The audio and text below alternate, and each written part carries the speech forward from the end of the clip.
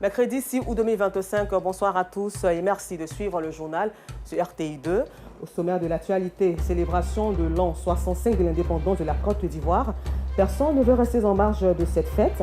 Même dans les marchés, les commerçantes s'activent pour l'approvisionnement et l'écoulement des denrées alimentaires pour que la fête soit belle. Et puis au Ghana, les ministres de la Défense et de l'Environnement ont été tués ce mercredi dans un accident d'hélicoptère. Merci à vous d'être des nôtres sur RTI 2. La date du 7 août est chargée de symboles et de valeurs gravées en chacun de nous. C'est l'occasion de révisiter notre histoire et l'ambition. À cet effet donc, ce soir, le chef de l'État Alassane Ouattara s'adressera à la nation ivoirienne. Et c'est un message à suivre sur RTI 1 à 20h. À la veille de la fête nationale du 7 août, l'ambiance est à la préparation dans les marchés du vivrier en abondance, des étals bien garnis. Les commerçants ont renforcé le stock pour répondre à la forte demande des clients. Poissons, ignames, bananes plantains, légumes frais, tout est prêt pour accompagner les festins prévus à l'occasion de l'indépendance. Voyez cela avec Georgette Ido Fofana.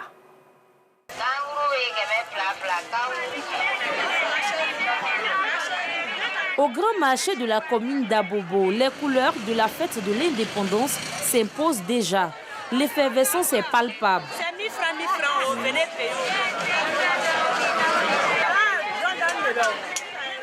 Sanata, vendeuse de légumes depuis 20 ans, ne déroge pas à la tradition.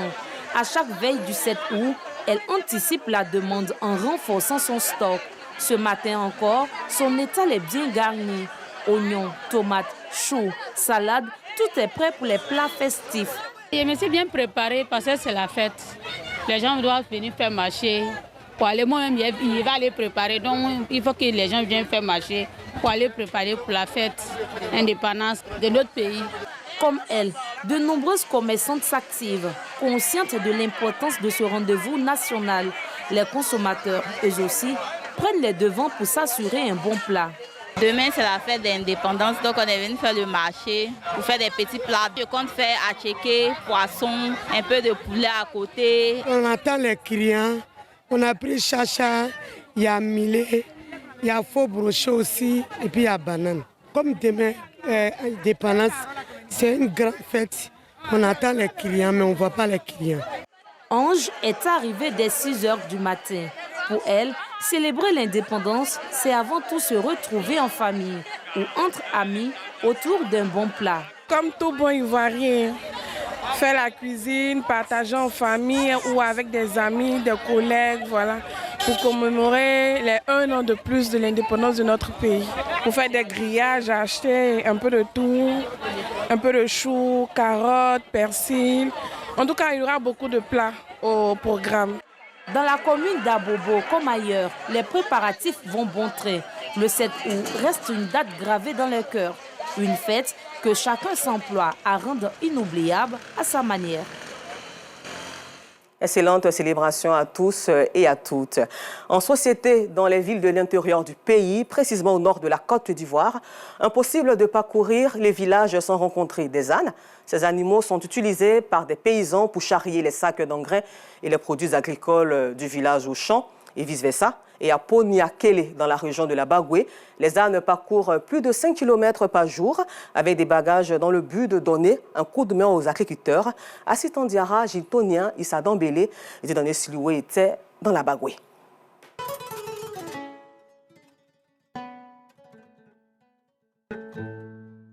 Dans les zones rurales, les ânes sont les transporteurs de bagages. À Poniakele, village de la sous-préfecture de Gon, région de la Bagoué, ces animaux sont essentiels pour les travaux champêtres. Ils transportent les agriculteurs et leurs produits du village au champ et pareil pour les retours après les boulots.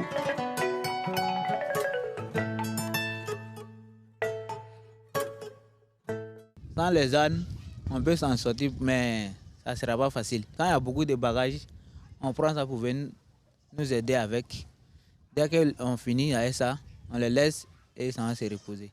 C'est comme ça partout. Grâce à la modernisation, les cultivateurs les plus chanceux font recours au tricycle pour leur déplacement entre les villages et les champs.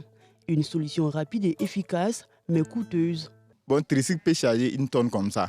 Mais les ânes, vraiment, on ne peut pas charger une tonne avec les ânes. Parce qu'avec un tricycle là, il y a trop de dépenses. Mais avec les ânes, vraiment, il y a moins de dépenses. Il n'y a pas à faire de dire qu'ils sont en panne ni rien. En tout cas, les ânes nous aident beaucoup.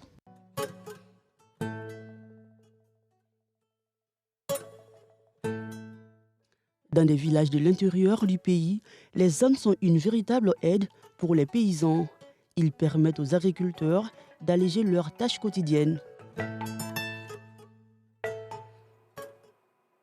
À Abidjan, ici, pour leur santé, durant 3 jours, les seniors auront l'occasion de profiter de consultations et d'examens médicaux gratuits au centre de santé de Blocos.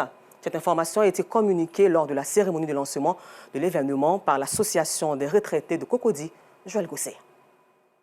L'association des retraités de Cocody, ARECO, soucieuse de la santé et du bien-être des personnes âgées, organise la 12e édition des journées médicales dédiées aux seniors. Nous avons souhaité parler de l'ostéoporose parce que j'estime que ce sont des intellectuels de haut niveau qui sont aujourd'hui à la retraite, qui ont servi le pays. Il est bon pour eux d'avoir des informations diversifiées et soutenues pour qu'ils puissent également prendre soin de leur santé. L'annonce a été faite lors de la cérémonie de lancement qui s'est déroulée dans la commune de Cocody. Cet événement démontre l'engagement de l'ARECO à soutenir les personnes âgées en mettant l'accent sur la prévention, le dépistage et l'information. Par rapport à notre âge, moi-même je sais que je souffre. Tout ce que le médecin a dit sur l'ostéoporose, ce n'est pas se lever tôt le matin, faire le sport, je ne le fais pas. Effectivement, je ne me sens pas bien. C'est une journée qui nous permet de comprendre. En fait, nous ne sommes pas du corps médical, mais à force des explications, afin d'écouter les spécialistes, vraiment ça nous éclaire et on évite certaines choses. Il y a des choses qu'on croit que c'est bon pour nous, mais au fond, ce n'est pas bon pour nous. Selon Bernard Esso, président de l'ARECO, ces journées sont une opportunité de mieux comprendre l'état de santé des participants et de prévenir d'éventuelles maladies. Dans la vie, ce qu'on a fait pendant qu'on était jeune, on ne peut plus le faire pendant qu'on est vieux. Il faut donner l'occasion à ces personnes de troisième âge-là de se revoir. De se revoir parce qu'il y a des habitudes qu'on prend sans le savoir. Et quand on vient à ces journées, les médecins sont là, les spécialistes sont là. Avec les enseignements qu'ils donnent, ça amène à beaucoup faire attention. Le lendemain, nous les retrouvons au centre de santé Henriette Conon-Bédier de Blocos pour des consultations gratuites qui se dérouleront sur 3 jours.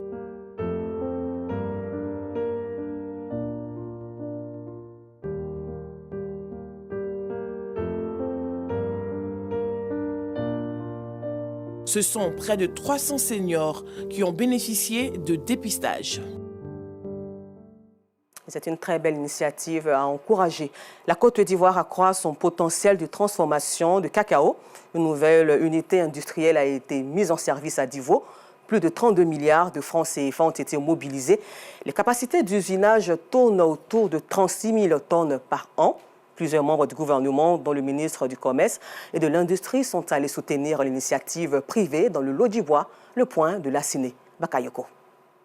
Cette usine de transformation baptisée la Maison du Cacao est un complexe industriel moderne. Capacité de transformation, 36 000 tonnes de cacao annuel. À plein régime, ce niveau devrait atteindre les 80 000 à l'horizon 2028.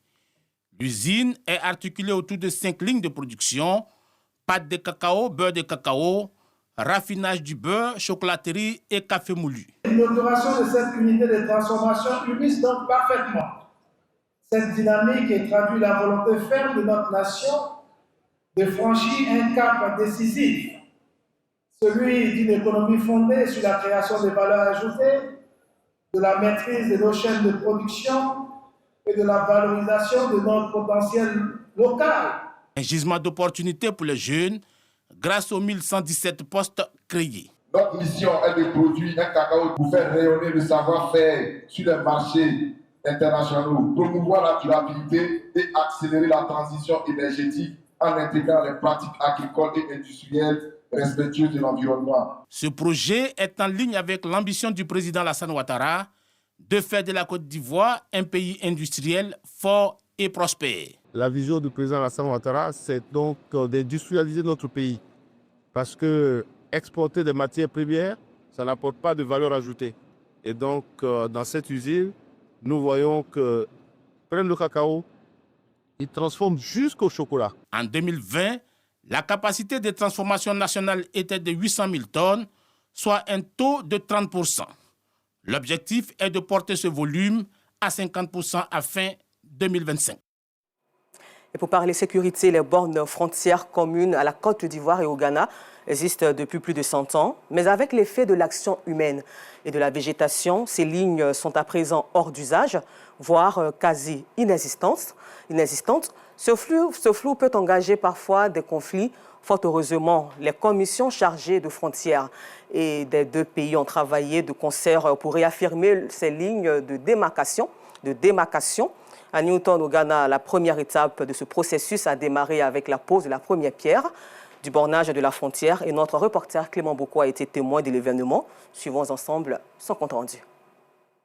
Avec la pose de la première pierre du bornage de la frontière commune à la Côte d'Ivoire et au Ghana, qui se fait en terre ghanéenne, précisément à Newtown, les deux pays s'engagent avant tout dans une démarche de consolidation de la paix sociale.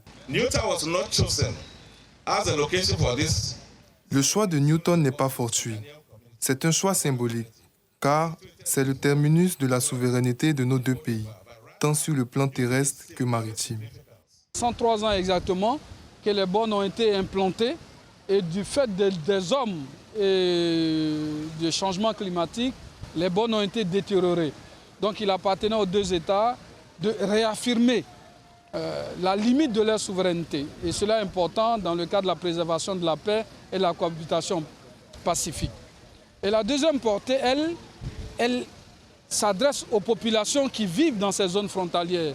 Nous les avons invités ici pour leur dire que le geste que nous posons, la première pierre de cette borne BP55, n'est pas un obstacle à la coopération transfrontalière, n'est pas un obstacle à la coopération culturelle, à la coopération sociale, économique entre les peuples. Parce que ces peuples-là doivent continuer à vivre à bonne intelligence. Cette première étape s'étend sur 150 km, c'est-à-dire de Newtown jusqu'à Bangourou. Quant à la deuxième phase, elle est prévue démarrer en 2026 et va jusqu'à Bouna.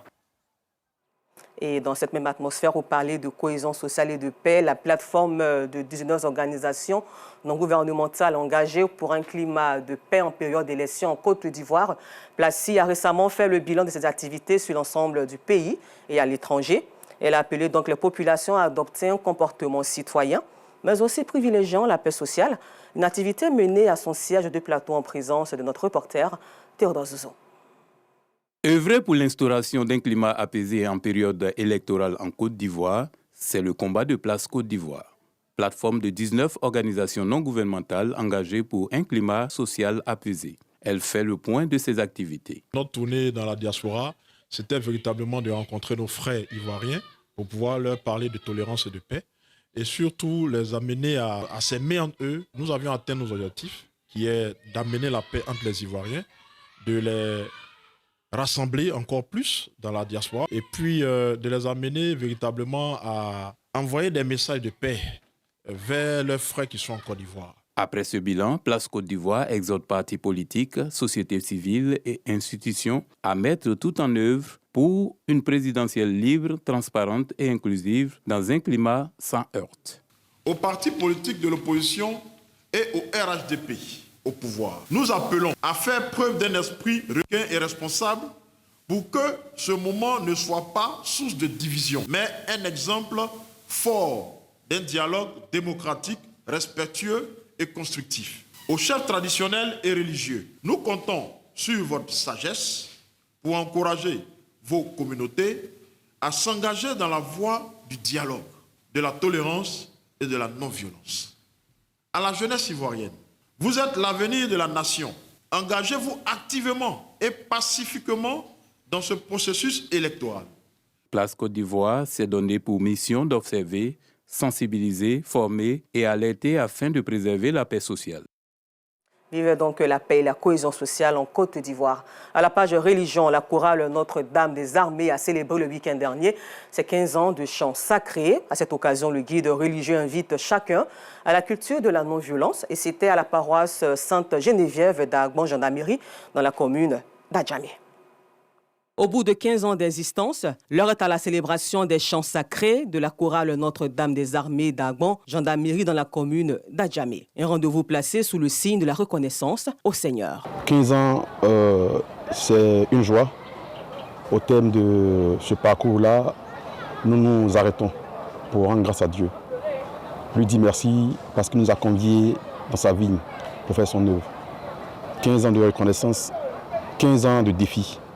Et aussi lui confier les années à venir afin que la mission qu'il nous a confiée, nous puissions l'accomplir avec joie. Occasion pour le révérend père Luc Amondiabi d'inviter les citoyens ivoiriens à la culture de la paix pour une Côte d'Ivoire stable et prospère. Pour les élections qui viennent pour notre pays, j'invite tous et chacun à la tempérance, à d'abord rechercher le bien communautaire, l'intérêt communautaire. C'est de souhaiter un bon vent à cette chorale-là, qu'elle puisse s'intégrer dans le concert des deux autres chorales qui existent déjà. Cette rencontre a été meublée par une remise de prix d'encouragement aux membres et sympathisants de la chorale.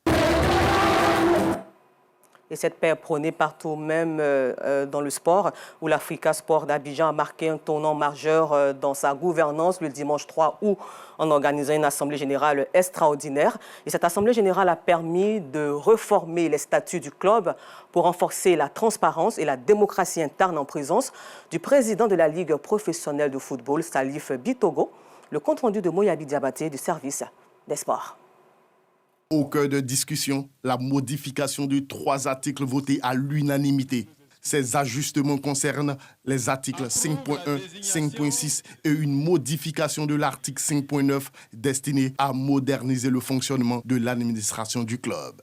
L'article 5.6 concerne la question de la périodicité des assemblées générales ordinaires. Désormais, ce qui vient d'être adopté, l'Assemblée générale ordinaire se tiendra désormais en fin de saison, au plus tard 48 heures avant le début de la nouvelle saison. Le troisième point que nous avons proposé, c'est pour corriger une situation qui dit « je veux me faire représenter par tel ».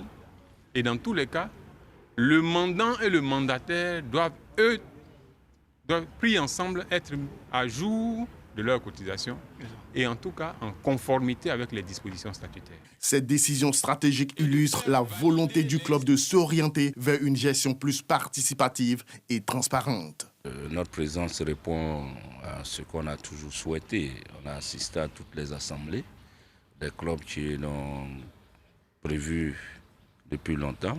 On était à Boaké, on était à Beauville. Aujourd'hui, on est auprès de l'Africa, qui prépare son AGE. D'abord, c'est pas l'AGO, l'AGE. Donc, on est venu soutenir l'Africa et voir si tout se passe bien. Parce qu'aujourd'hui, il y a un président qui est élu. Son mandat n'est pas achevé. Donc, qui a le droit de convoquer une assemblée, de la tenir dans de bonnes conditions. 58 des 66 membres statutaires à jour de leur cotisation ont répondu présents à cette assemblée générale extraordinaire. Nous vous le disons en titre, une note triste dans ce temps d'information au Ghana. Les ministres de la Défense et de l'Environnement ont été tués ce mercredi dans un accident d'hélicoptère, quelques heures après que l'armée a signalé la disparition d'un appareil transportant 3 membres d'équipage et 5 passagers. Et avant de terminer ce temps d'information, la date du 7 août est chargée de symboles et de valeurs gravées en chacun de nous. C'est donc l'occasion de revisiter notre histoire et l'ambition à cet effet. Donc ce soir, le chef de l'État, Alassane Ouattara, s'adressera à la nation ivoirienne et c'est un message à suivre à 20h sur RTI 1. Rendez-vous demain à 19h30.